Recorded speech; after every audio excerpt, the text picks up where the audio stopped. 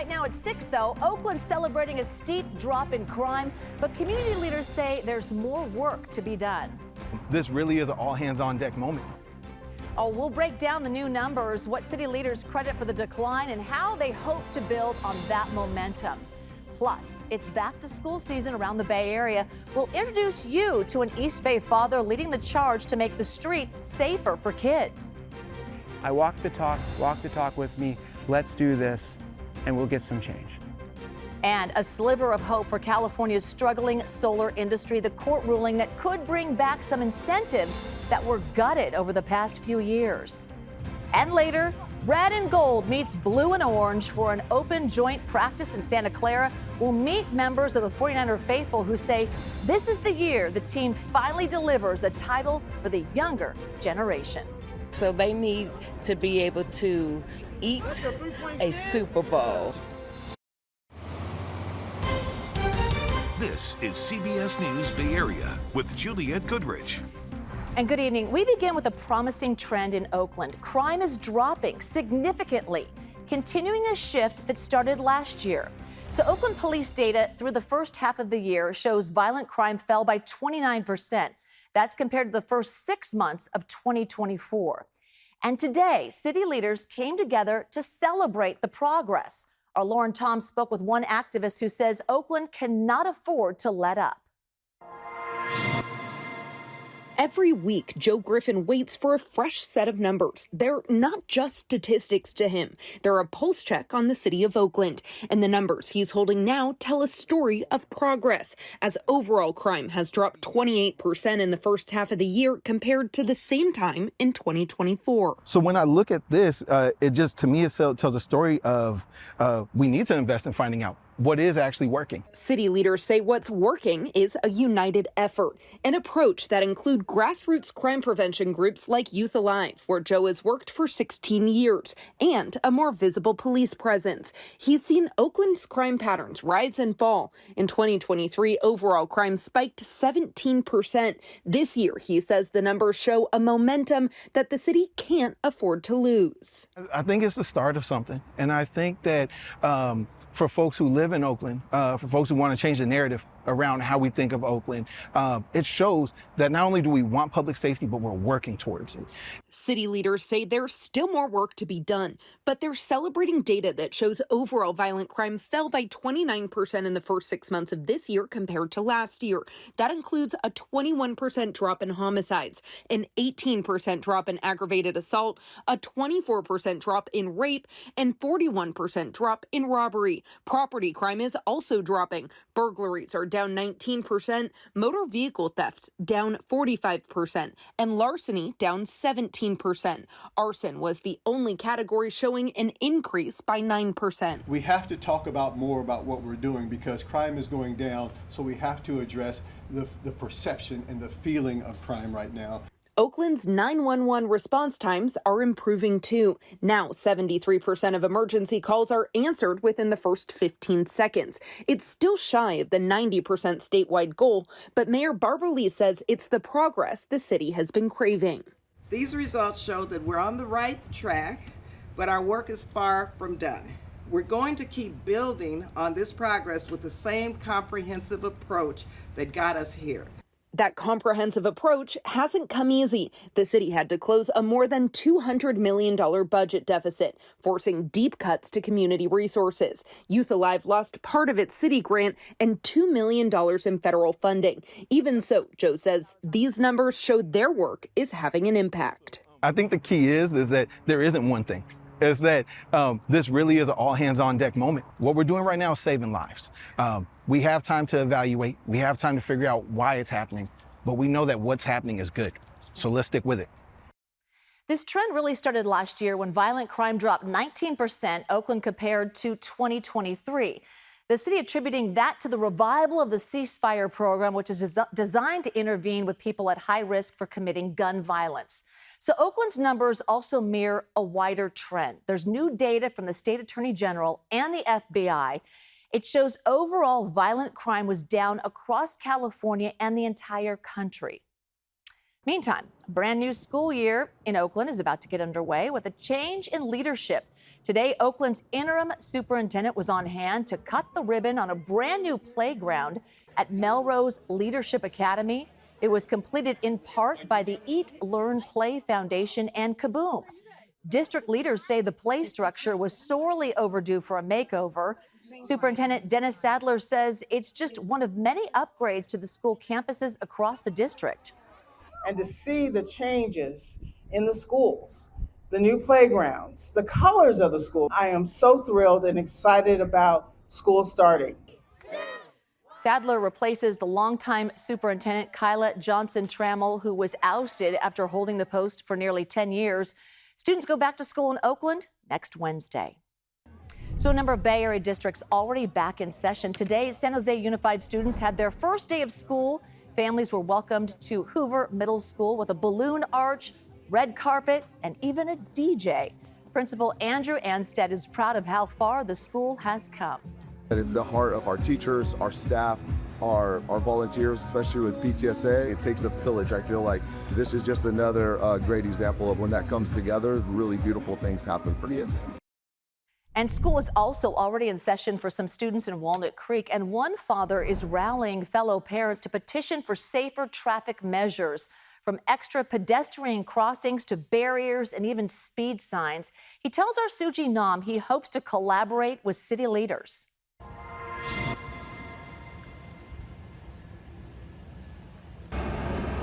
I notice maybe 20% of cars roll or blow the stop sign.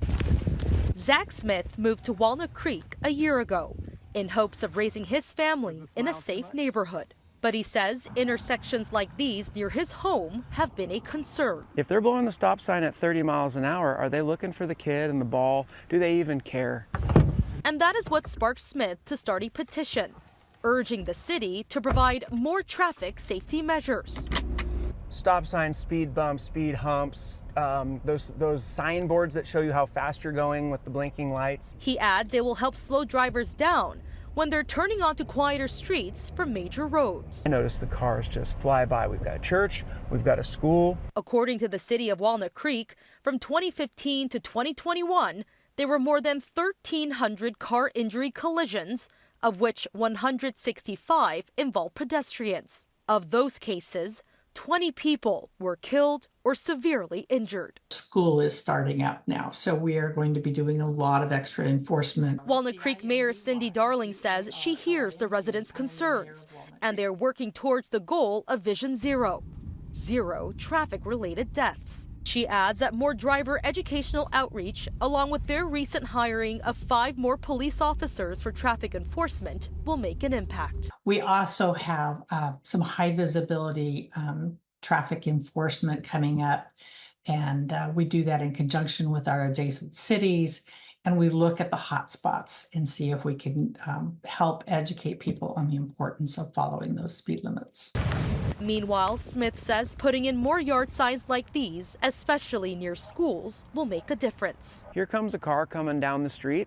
My internal speedometer says that's probably 35 miles an hour, maybe 40 miles an hour. He plans to bring his petition to City Council soon. The more I exemplify safe driving, the more I can talk to neighbors about, I walk the talk with me, let's do this, and we'll get some change. And Smith hopes to walk together with city leaders to create safer streets. Meantime, today, Walnut Creek's police chief announced he's retiring at the end of this year. Jamie Knox has led Walnut Creek PD for the past 4 years. His 3 decades in law enforcement started in his native Roseville. He also spent time in Rockland, Novato, and more recently in San Leandro. So city leaders say they'll start the process of finding the new chief in the coming months. Well, it's a win for environmental groups after the California Supreme Court ruled in their favor on a case involving rooftop solar payments. So today, justices reversed an appeals court ruling that upheld reduced payments for solar panel owners who sold excess power back to the utility companies. Back in 2022, state regulators reduced payments by about 75%, arguing it would make bills more affordable to everyone, including non-solar customers. But environmental groups sued, saying the drop in payments have halted the solar industry in the state and have led to huge layoffs. Justices today did not rule whether the changes to the program were legal, but they are sending the case back to the lower court to make that decision. Santa Clara County residents will weigh in on a new sales tax this November after the Board of Supervisors voted unanimously to add the measure to the ballot. So it would increase the sales tax in the county by 5/8 of 1 cent for 5 years, raising an estimated $330 million in revenue annually by doing that. The board says it will make up for the $1 billion in public health funding that's being cut by the Trump administration in the so-called Big Beautiful Bill. HR 1 really is not that big and beautiful. As a matter of fact, it's actually fairly big and ugly. To me, it's really a self-inflicted cruelty. In order to prevent the collapse of our health system moving forward, we really need this from our voters. The board president said the Medicaid and Medicare system supports 1 in 4 people in the county, an estimated 2 million people.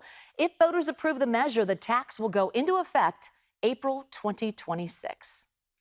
All right, coming up, Devin Feely is going to introduce us to people who rely on the county's health system, as well as groups opposed to the new tax. We have that coming up in the next hour. But still ahead here at 6, we're counting down until the 49ers' first preseason game of 2025. We're going to take you live to Levi Stadium, where the faithful say it's time to end the 30-year Super Bowl drought. Sounds good. We are definitely overdue so that this young generation can taste that Super Bowl. They're already hungry. Plus, it's the second big concert weekend at Golden Gate Park in a row. How San Francisco is preparing for outside lands. And later, we ask an expert to explain what's the deal with this mysterious egg that showed up outside Chase Center this morning. Mama.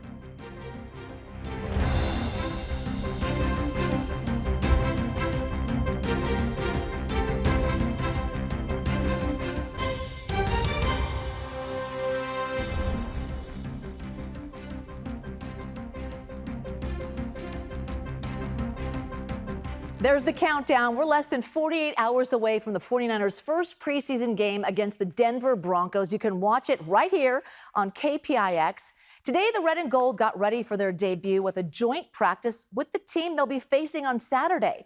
So Ryan Yamamoto spent the day at Levi Stadium as the Niners got the chance to test their mettle against the solid Broncos team. What'd you find out? Any inside scoop, Ryan? I got a little bit of an inside scoop, all thanks to Matt Lively. But, Juliet, this joint practice came at a perfect time for the 49ers. Players say they've been going up against each other for weeks now, and a chance to play against a different scheme and a different system, allowing them to get a little bit better and feel a lot better and what they need to work on heading into the season and bring a different level of intensity. Today was also an open practice for fans, and despite a disappointing end to last season, the Niner faithful are hopeful that this year will be the start and end right here at Levi Stadium, which of course is set to host Super Bowl 60. Fans of all ages came to support the Red and Gold, but their sights, just like the Niners, are on breaking the team's 3-decade drought and bring that Lombardi trophy back here to the Bay Area. Do you remember the last time they won a Super Bowl? No. Nope, I do not. Nope. Because I wasn't born. Yeah. We are definitely overdue so that this young generation can taste that Super Bowl. They're already hungry. We didn't have 2 heartbreaking losses, so they need to be able to eat a Super Bowl. And the key to that Super Bowl run is a healthy Christian McCaffrey. The superstar running back was sidelined for most of last season with a calf and Achilles injuries. The team says he's now fully recovered and ready for the season. Quarterback Brock Purdy talked about how much easier the game becomes with his partner in crime out there on the field. To be able to have him come out of the backfield, catch a couple balls, run the ball, get the first down, move the chains. Obviously, he's a guy that the defense has to be accounting for. Yeah, I feel great, man. I mean, every day, don't take it for granted. I've been through a lot, as far as injuries go in my career, and have had to come back from a lot. And anytime you get through one of those practices and feel good, I get really excited, but I don't take it for granted. And of course, fans cannot forget how close the team has come over the past few years, losing multiple Super Bowl appearances in heartbreaking fashion. And Jules, I don't know if it has anything to do with the team or if it's just a matter of how old we are, but I still remember that last Super Bowl win 30 years ago. But can you believe there's a generation that has never tasted victory, never tasted that Super Bowl win? We got to get that younger generation a taste of what that feels like. Absolutely. Looking forward to covering it there on Saturday for the first preseason game. Can you please save that red chair for me? You're looking pretty spiffy in that. We really right here. Yeah, it's a nice little director's chair. I think my name's on the back too. Probably is. Ryan, thanks so much. All right, come on, Niners. We got this. As we mentioned, you can watch the Niners take on the Broncos right here on KPIX. Pre-game coverage starts at 5 p.m. on Saturday. And that's just part of our big sports Saturday. We've also got a WNBA doubleheader on our sister station, Pix Plus. It all starts at 5 o'clock when the Valkyries take on the Los Angeles Sparks. Then it's the Chicago Sky and the Indiana Fever. You can see it all on Channel 44, Cable 12. Well, the music will continue at Golden Gate Park this weekend. San Francisco gearing up for Outside Lands. Crews have spent the last few days putting together 7 stages, including the Soma, which got a makeover. The 3-day event also features a special lineup of wine and beer and nearly 100 local restaurants. The festival is food curator says she's really excited about the pop-up restaurants that they've invited. We've also got another pop-up, Mezcla Eats. So they blend Colombian cuisine with Texas barbecue. So they do Texas barbecue smoked meats and they stuff their arepas with them. So really fun festival food. They're whatas? Arepas. Is that right, Paul? It all starts tomorrow with Tyler, the Creator, headlining. About 225,000 people expected to attend. What a weekend ahead, Paul. And the weather looks really nice. Let's take a look at the 3-day forecast for Golden Gate Park. Temperatures tomorrow are actually going to top 70 degrees. When it's above 70 at Golden Gate Park, you know it's going to be hot inland. Temperatures do retreat a bit as we head into the weekend itself. We've got the full weekend forecast for the whole Bay Area coming up at First Alert Weather.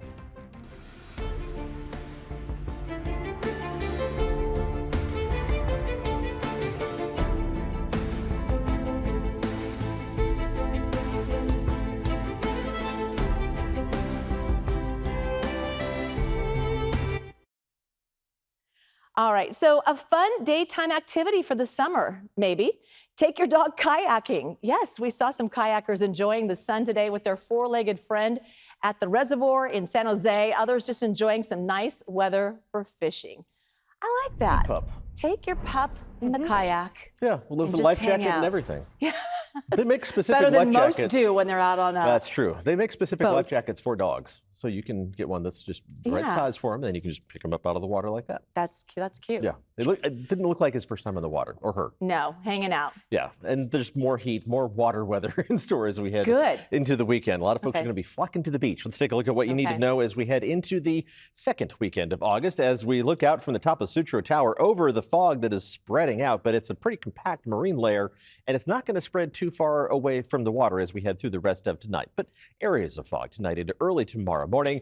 The inland heat, that peaks tomorrow. We retreated a bit today. Tomorrow's going to be the hottest day we see for a while, but back to pretty typical August weather this weekend, and then a trend towards below average temperatures as we head into next week. Switching perspectives right now, this is the lack of a view from the Mark Hopkins Hotel in that fog. The temperature, though, in San Francisco is still 64 degrees, despite the presence of the fog, 67 across the bay in Oakland, with a mix of 70s, 80s, and 90s farther inland, still holding on to 92 degrees right now in Concord. As we head through the rest of tonight, the fog is going to make, well, somewhat of a push across the bay, but any progress that it makes into the inland valleys is going to be brief. And once the sun comes up tomorrow, that inland fog is not going to last very long at all. And even at the coast, it's going to be pulling away from the shoreline as we head towards late morning. And you'll see a nice amount of sunshine at the coast by tomorrow afternoon. The onshore breeze continues, though, so your temperatures are going to warm up a whole lot there. Different story farther inland. We're using the full range of skittle colors on the map here. Let's take a look at the specific numbers for tomorrow afternoon. Low to mid-90s in the Santa Clara Valley, exactly 90 in San Jose. These numbers in general, about 5 to 10 degrees above what's normal for early August. Mid to upper 90s east of the Oakland Hills, 99 for Fairfield and Antioch. Those will be the hot spots, but you'll be right on their heels in Concord and Livermore at 97 and 98. A mix of 70s and 80s around the bay, close to 90 in Redwood City, but just mid to upper 60s along the coast. That's just a few degrees above normal. 80s for the near North Bay, and then as you go farther inland up to around 90 in Santa Rosa and 98 degrees around Healdsburg. And while temperatures are still going to be running a few degrees above average as we head into the weekend, this is the hottest weather that we're going to see for a little while, which is good news for your furry friends. Returning to the canine theme, dog walking forecast for tomorrow, as we do every Thursday, we have an adoptable pup from the East County Animal Shelter in Dublin. This is Chopper. Sun's out, tongue's out. Tomorrow, temperatures reaching well into the 90s, so he's going to want to find some shade during the heat of the afternoon. I'll put up a link on social media right after this weathercast if you are looking for an adoptable pup. He's got one ear already perked up listening for the forever family. The winds are going to start to pick up a bit as we head into the weekend. A light onshore breeze tomorrow. It's a little bit stronger on Saturday, and that means temperatures will start to back down, but it's going to be a slow process. This is a very even looking temperature forecast as we just look at a pretty much linear decline to temperatures in San Jose over the course of the next several days, sending us down to about 5 degrees below normal by the following weekend. So we're still looking pretty far down the line at this point. But even as the temperatures are at their hottest tomorrow, the fire danger isn't going to be off the charts because we still have the light onshore breeze and the humidity levels aren't going to be critically low, bottoming out around 20%. And that could be a whole lot worse at this point in the calendar. Let's check out 7-day forecast, and the inland temperatures, maybe not quite as neat as that 2-degree everyday decline in San Jose, but it's still a steady drop in temperatures, sending us down to below average highs by Tuesday, Wednesday, and Thursday of next week with a little more cloud cover as well. Bayside temperatures are going to stay in the mid-70s Friday, Saturday, and Sunday, and then you're back down to around 70 degrees by Tuesday, Wednesday, and Thursday. And at the coast, your temperatures aren't going to change much at all. Mid to upper 60s tomorrow, and then back down to the low 60s late next week, but with more of that August weather returning by Tuesday, Wednesday, and Thursday. All right, Paul, thank you. This story has my attention here. When we come back, an egg sighting mystery. Look at this. It's at Chase Center. We're going to try to crack the case. But first, here's a look at what's ahead on the CBS Evening News. I'm Lilia Luciano in Cincinnati, Ohio. For many years, dating apps had offered a more efficient way to meet your match. But younger generations are now ditching the apps and meeting the old way, face-to-face. That's tonight's Eye on America.